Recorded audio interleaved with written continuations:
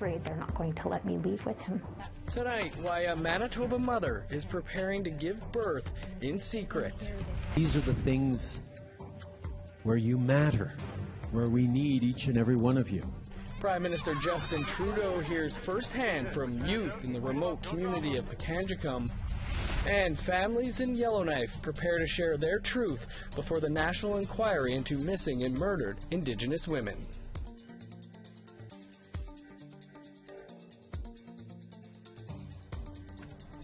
Good evening, I'm Dennis Ward. The over-representation of Indigenous children in care will be at the forefront of next week's emergency meeting on child welfare in Ottawa. In Manitoba, apprehension rates are the highest in the country. As Brittany Hobson shows us, one woman is going to great lengths to protect her unborn child. In Manitoba, it is estimated a newborn child is apprehended every day. The situation has become so dire, this expectant mother has decided to give birth in secret. I'm feeling like I have to protect this birth from people who have the potential to sever my bond with my child. The mother cannot be identified because her teenage daughter is currently a ward of the province. 2 years ago, she gave birth to another child in hospital. She says at the time she was forced to fill out paperwork detailing her involvement with Child and Family Services. She now worries her prior involvement will serve as a red flag. Now I'm sitting here 2 years later and I'm going to have another baby.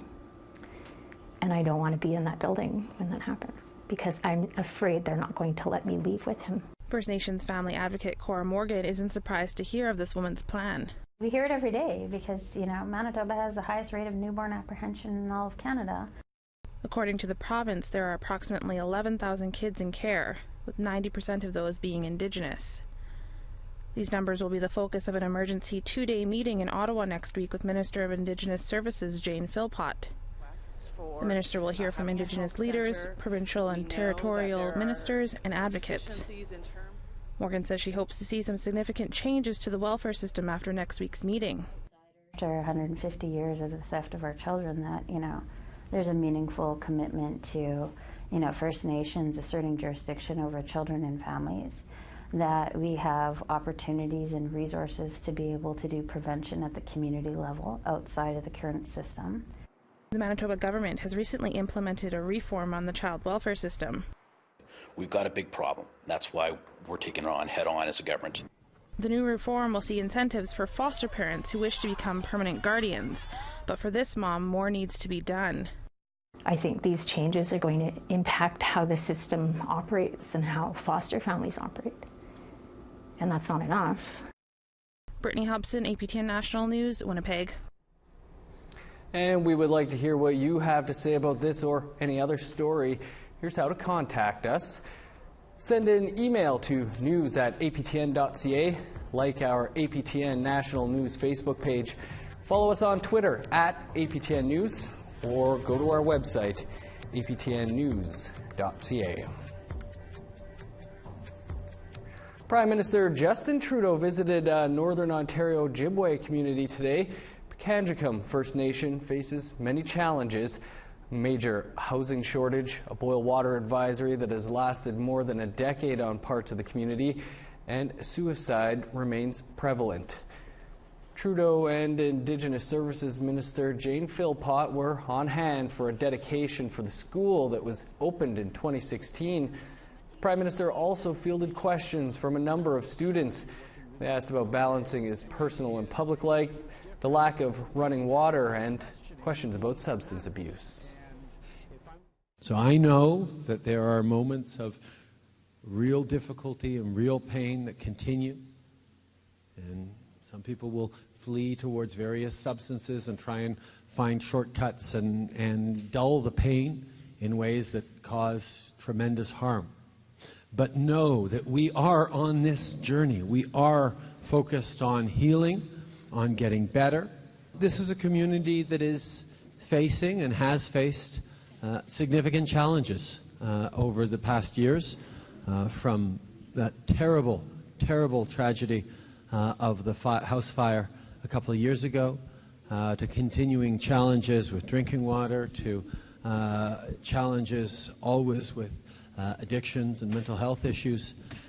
But at the same time, there have been a lot of positive stories coming out of here. Positive partnerships and investments and improvements. The school is a great example of that, but there's lots more. What's exciting for me about seeing this community is the sense of opportunity and hope that there is for the future. I know it's not always easy, but I also know that there are a lot of people who believe deeply in each and every one of you and in this community and in the need to build a better present and future for everyone, young people, elders, and everyone in between in this beautiful part of the country.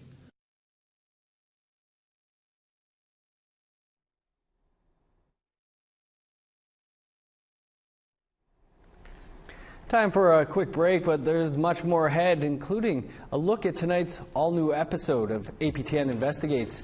Stick around.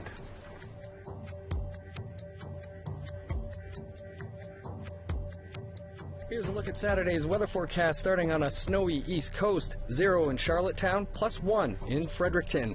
-19 in Happy Valley, Goose Bay, and Nain. -22 in La Grande. A cloudy day, and -4 in Chibougamau. +1 in Saguenay. 4 above in Sarnia, Toronto, and Ottawa. +6 in Peterborough. Snow and 18 below in Big Trout Lake. -12 in Kapuskasing. In northern Manitoba, sunny skies and -21 in Churchill. Snow on Saturday in Barons River and a high of -9, -2 in Winnipeg and Brandon. A mild winter day in Saskatchewan, +1 in Estevan and Swift Current, 2 above in Regina, -14 in Stony Rapids and Uranium City.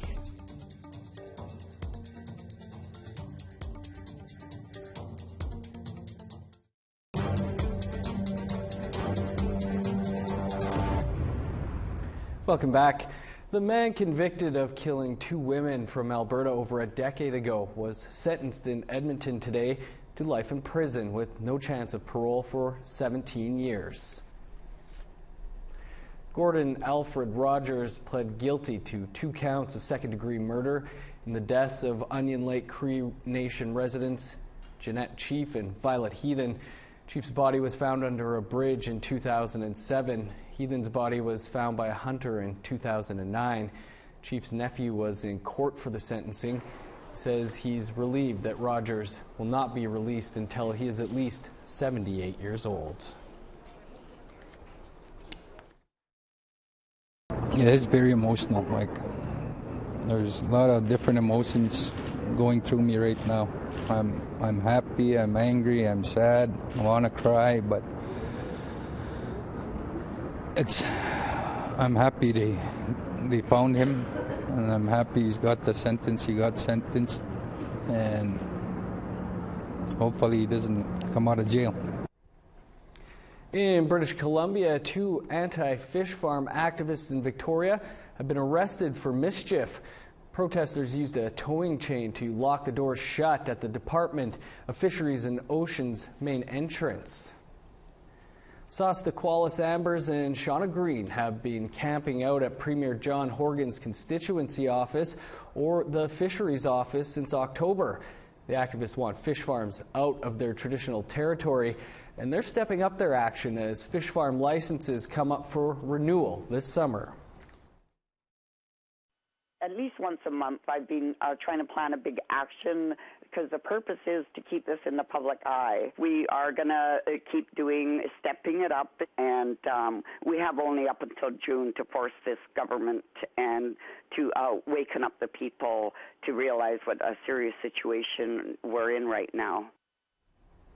To Quebec now, where the inquiry wrapped up its 12th week of testimony in Val-d'Or today. Angelique Pettiway from the Atikamekw community of Manitoba testified about the sexual abuse she experienced and the many legal delays getting her file to court, which she says are common, making it difficult for women in Manitoba, including her goddaughter. Jose Nick Ottawa was also sexually abused at 15 years old and had her case pushed back. And then in 2004, before her aggressor was sentenced, she was sexually abused by a Manitoba police officer. Josanique died by suicide. I encouraged her. I asked her to complain, and she didn't want to. She was saying that it was useless, that it was too hard, that they were going to, that nothing would happen. An all-new episode of APTN Investigates is coming up right after this newscast. This week, investigative reporter Melissa Ridgen explores a fatal car accident at Mariotown, Ontario, home of the Delaware Nation. That crash devastated 3 families and left the police investigation in question. We talked to Melissa in studio about her story, the crash.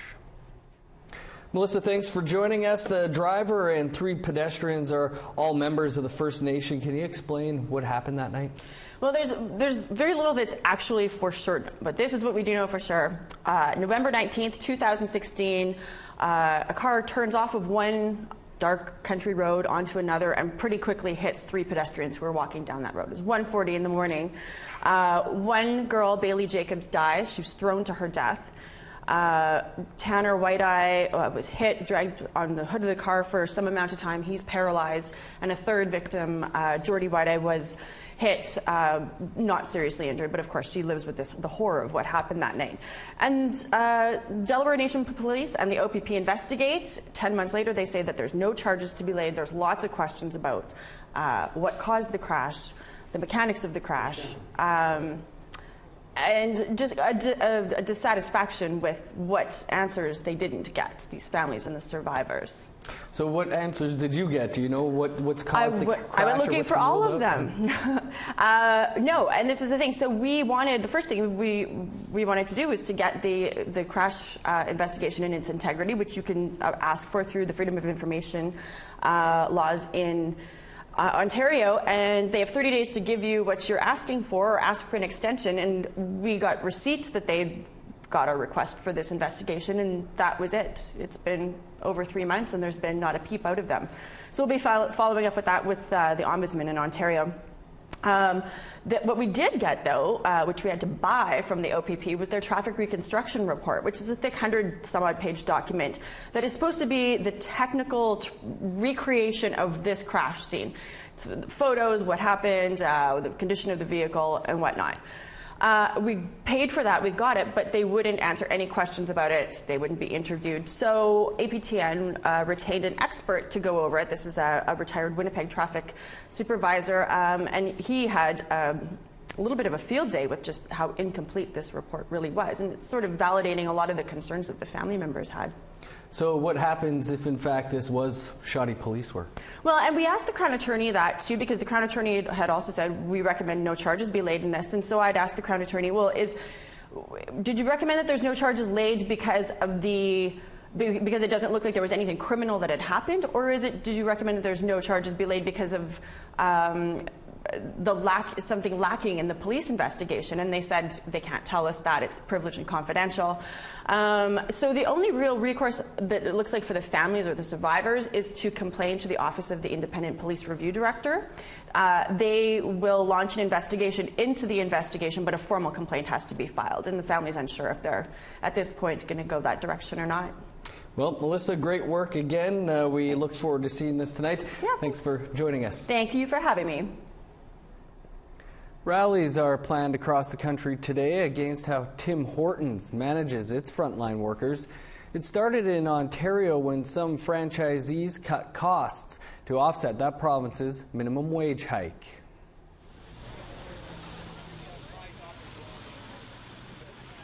There have already been protests outside this location where owners slashed paid breaks and benefits. Now they are spreading their message nationwide. About 50 demonstrations were planned for today. They're organized by an advocacy group that lobbies for a $15 minimum wage.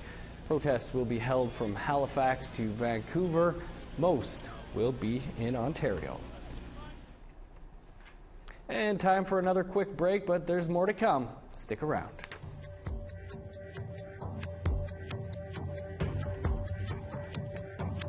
Here's the rest of Saturday's weather forecast, picking back up in northern Alberta.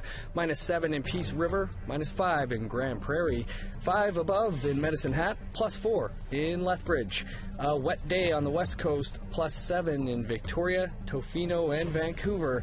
-11 in Dease Lake, -10 in Fort Nelson. A cloudy day in Yukon, -23 in Rock River, -11 in Whitehorse. Over to NWT, -17 in Yellowknife, -19 in Norman Wells, -21 in Sax Harbor on Saturday, -24 in Inuvik. Sunny and cold in Nunavut, -30 in Baker Lake and Cambridge Bay. Even cooler in Tallyoak and Joe Haven with a high of -32 on Saturday.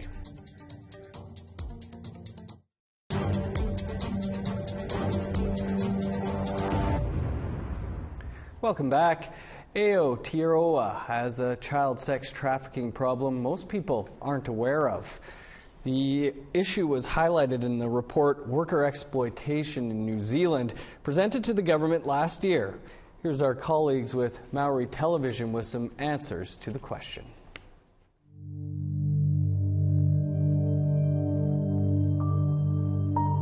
I was raped for my first experience of sexuality, and being 15, I didn't understand it, and I didn't have the skills to cope with it at all.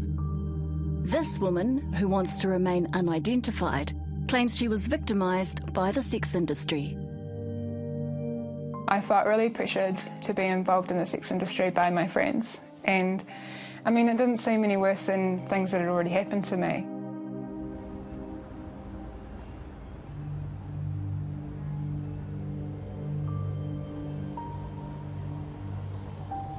In 2015, over 800 Kiwi kids ran away from home.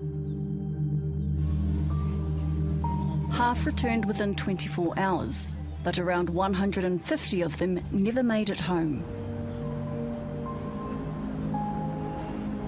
This is the group that are vulnerable. They're being targeted by pimps, organised groups, and trafficked from the streets, behind closed doors, and captured on film.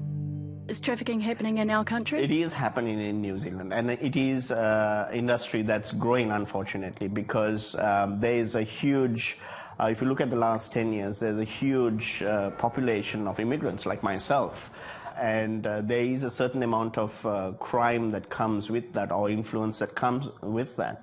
So yes, it is becoming an issue which many of us, or many of the Kiwi population, are quite naive to it, and they do not know that it's happening. Some of the most disturbing stuff is some of our girls that have been kidnapped in a way, taken by force, drugged, taken to these seedy rooms in boarding houses and just sexually abused. Child trafficking in New Zealand is defined as moving or tracking a child either online or physically to the perpetrator's safe place, where the child could be easily abused. The child traffickers, most of the case is the perpetrator taking advantage of the child, and that's a trafficking offence. There is no middleman in such. The middleman comes to play when there is an organised group where for example, that person might have about 7 to 8 girls, and about 2 of them might be underage. Today, child trafficking happens largely online, where it's easier for perpetrators to evade the law. Warren says child trafficking sites can be disguised as pages that may seem harmless, like a gardening page. But perpetrators often share codes hidden amongst its content. But this is not new to Aotearoa. Wee Waikari was working with the Presbyterian support 20 years ago, tracking down the traffickers through his street connections. Some parents come to see me about looking for their daughter, and probably in 24 hours I found her. But she was unconscious, tied up in a bed. And the guy that had her there was a Pākehā guy, and he was obviously, as far as I was concerned, just perverted in his ways of sexuality. We rang the police. Me and my friend there at the time gave him a bit of a hiding. before the police got there, and then he was arrested. To a perpetrator or to a pedophile, there is no age. We have numbers or ages ranging from between 3, 12, and that's scary. And it depends whether the person is excited by looking at pictures of a young child of, say, 3 or 4, or whether actually touching the child or any type of penetration to a certain extent. And so it depends on the perpetrator's mindset or where he or she is at that moment. ECPAT is part of a global network focused on ending sexual exploitation of children. In a report they presented earlier this year to the government, they lobbied for more to be done about human trafficking in New Zealand. In many ways it's helped me to advocate for other marginalised communities, which is a positive outcome, and I'm doing work with EPCAT and I'm really loving being able to use my experiences that way. Any information gathered by agencies like ECPAT and Presbyterian Support is passed on to the Department of Internal Affairs and Police. If there is any mention of child sexual abuse, specialist police respond urgently by making the child safe and investigating further.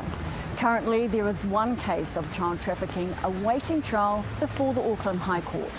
Despite efforts being made now, 16 years ago, our victim was left feeling vulnerable. There was this one time when the police picked me up from and they took me to the cells and they asked me a bunch of questions. One of them was like, what's your occupation? The youth aid officer was standing behind me and he said, she's a leg opener, to the other officer. So I felt really ashamed and degraded, and I thought it should be the people that are running the brothel that are behind bars, not me. New Zealand agencies we talk to feel the penalty for child traffickers is still very small, only 2 to 3 years in jail. I've seen it firsthand, for example, through our research that we've just completed and presented to government. Secondly, also the fact that I've been doing it for the last 30 years and I can see the symptoms of it.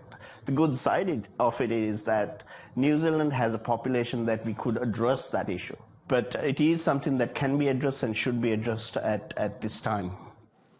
It's not going to stop. It's part of society's underbelly, seedy side, where you'll always have these perpetrators who are lurking around in the dark. But as long as we leave vulnerable people out there on the streets, then those perpetrators will get away with what they do. Because of the abuse, I now have depression and post-traumatic stress disorder, and I'm still getting treatment for that, and it's affected my work and my relationship 16 years later. That's your APTN National News for this Friday. Tune in Sunday for APTN National News Weekend. And for news anytime, visit our website, aptnnews.ca.